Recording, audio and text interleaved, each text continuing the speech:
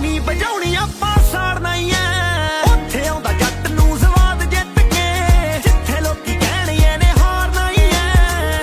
ਉੱਥੇ ਆਉਂਦਾ ਜੱਟ ਨੂੰ ਸਵਾਦ ਜਿੱਤ ਕੇ, ਓਏ ਜਿਹੜੇ ਜਿਹੜੇ ਸਰਦੇ ਤਰੱਕੀ ਸਾਡੀ ਤੋਂ, ਆਪਾਂ ਅੱਗ ਨਹੀਂ ਵਜਾਉਣੀ ਆਪਾਂ ਸਾੜਨਾ ਹੀ ਐ। ਉੱਥੇ ਆਉਂਦਾ ਜੱਟ ਨੂੰ ਸਵਾਦ ਜਿੱਤ ਕੇ, ਜਿੱਥੇ ਲੋਕੀ ਕਹਿਣਗੇ ਨੇ ਹਾਰਨਾ ਹੀ ਐ। ਉੱਥੇ ਆਉਂਦਾ ਜੱਟ ਨੂੰ ਸਵਾਦ ਜਿੱਤ ਕੇ, ਓਏ ਜਿੱਥੇ ਲੋਕੀ ਕਹਿਣਗੇ ਨੇ ਹਾਰਨਾ ਹੀ ਐ। ਲਾ ਕੇ ਕਿਨੇ ਕਿਹੜੀ ਗੱਲ ਕੀਤੀ, ਕਿਹੜੇ ਵੇਲੇ ਸਾਨੂੰ ਗੱਲ ਨਾਲ ਸ਼ਕਲਾਂ